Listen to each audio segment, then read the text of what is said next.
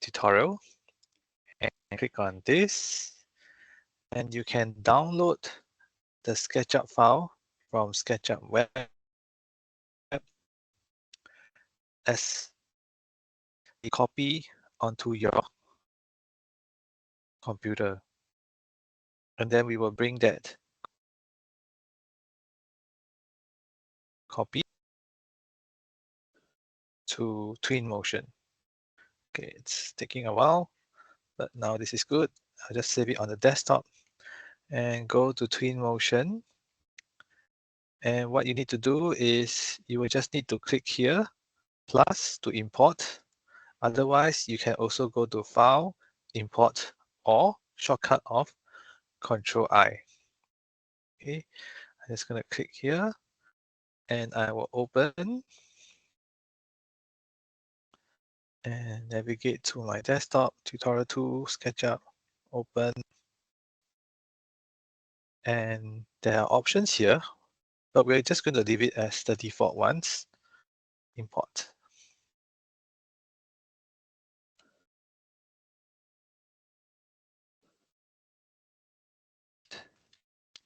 You have imported the file into Twinmotion.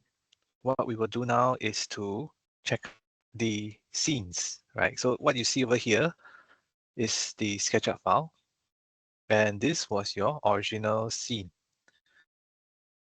Okay, so this portion, the starting ground, as well as the starting landscape. So you can select both of these, hold on to Shift and left click to select, and then press delete. So this leaves you entirely just with the SketchUp file over here. Right? They are also packaged into little subfolders that you can also turn off and on. Okay, so this also depends on how well you have organized your SketchUp file in the beginning. Okay, what we're going to do now is to introduce to you three main things about using Twinmotion. So the first will be materials, and then after that, lights, and also to have objects or characters, just to lighten things up. Okay, so the first thing that we're going to do is we're going to use materials. Okay, so when you click materials, you open up a whole list of materials over here, right? And we can choose from there. We can say, for example, I want to have a nice rustic concrete texture to this. And, and I can choose, say, for example, bare concrete here. I will select this concrete and I can put it over to this wall. So the way that I should do this is I have to left click and drag, and you will see that it will immediately update the color and the view of the wall. So if I just release my left click over here, then if I were to zoom in, I can see that this is now all in concrete. Okay. Okay, so I can pan with the WASD keyboard buttons. So just to elaborate further about materials, we can go to the right hand side over here. This is the material property bar. We can change, for example, the rotation of the UV map. Okay, so say for example, now I left click and I drag. So it rotates the texture around. Okay. You can also adjust the scale of the texture. So if you feel that this is too big, then you can scroll it down so that it becomes smaller and smaller. You see that the texture gets finer. Or if you feel that it's too small, then you can drag it up and you can see now it's very, very big. Okay. Or if you want, you can just click on the number and key in your desired attribute and leave it as such. Okay. Okay. So otherwise, you can click out, which is what I've done now, to reset to the original material. Okay, so maybe now I'm happy to use back that same concrete. So I will drag it here. Okay. And you see here at the bottom, because in SketchUp we have this as a different material, I can also apply different materials right over here. Now let's just go back to materials and say, for example, instead of concrete, I will go to like wall coverings over here, right? I can choose, say, for example, that on the top, I will drag a matte painted wall here. And then what I can do is I can choose like a rough cast coating and then drag it to the bottom instead. Okay. And just to elaborate further about the textures, okay, go back to materials and I want to change, for example, the floor material to be wood. Okay, so I don't like this default SketchUp texture and I would want to change it to something like a chestnut. Okay, so I'm gonna click and drag it over to here and just zoom in a little bit more, right? So this is the natural division of the timber floor. I can reduce this, you see, make it smaller, or I can increase this, right? So just using this bed as a reference, I'm going to increase it somewhat like so it looks more realistic, right? And then I can also change with the rotation and even the roughness. So you see, if I increase the roughness versus this, you'll notice this is smoother and this is rougher. So you can just adjust it to what you want it to be. And I guess this is good for now. So I will just leave it as such. Okay. You can also go ahead to delete things that you don't want that you have imported in. So for example, the humans that we have here now, I'm going to remove them. I can just simply click delete, or I can also hide them. So it's up to you. You can hide them like so, or you can just select and then you delete. So then they'll be gone from the file. I'm going back to my library again. And now what I'm going to do is I'm going to put in a character like a human. So you can either choose animated characters like so. Maybe just choose a man. So an animated character means that the character will move. If I were to go back here and go to post humans, then I can also choose a casual person that is sitting down right here, and she wouldn't move. Okay.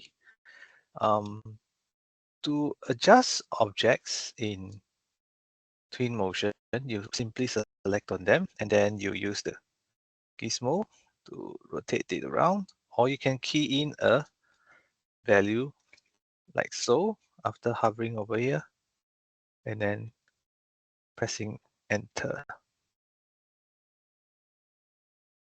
Okay, so I guess I'm happy with this.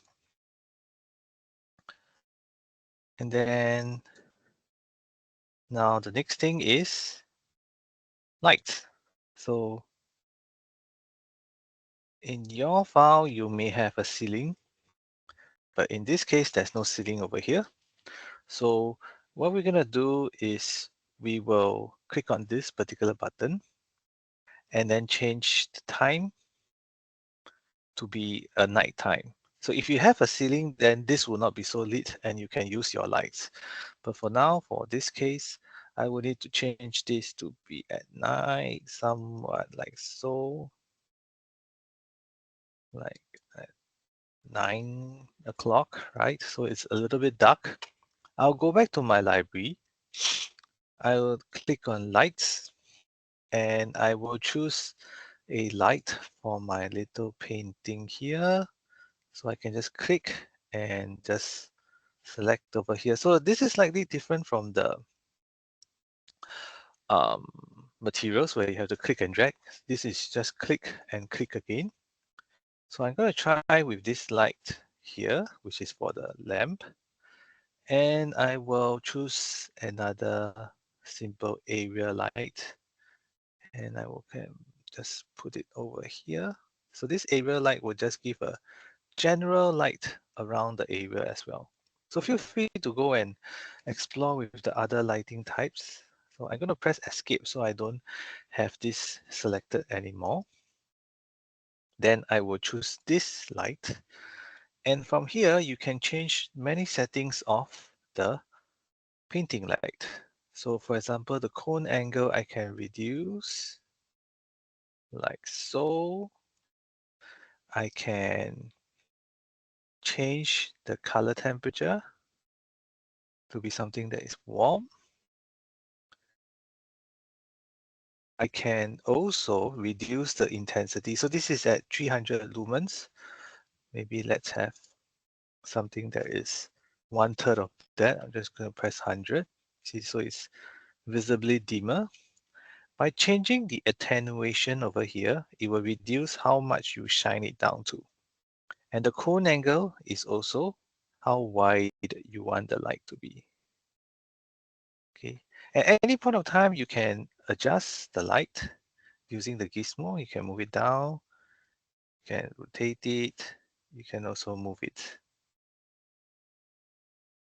around like so. Okay. So say for example, I'm kind of happy here with this lighting condition. And maybe I will just add one more light. Maybe just have like a neon light just right here. Okay, so that these characters are more lit. Oops. And then I'm gonna select this and I can change the colors because this is a neon light, right? I can change this to say, for example, a nice purplish light. Okay, just to get the mood, I will change the intensity so that it's not so strong. So maybe 100 as well. I can reduce the length. So it's just as like so. Okay, and then just move it up.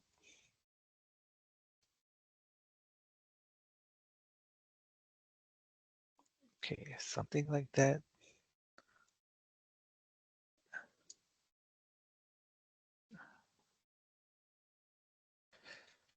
So after a while, this can get quite addictive to adjust it to what you want it to be. Just gonna move it nearer to the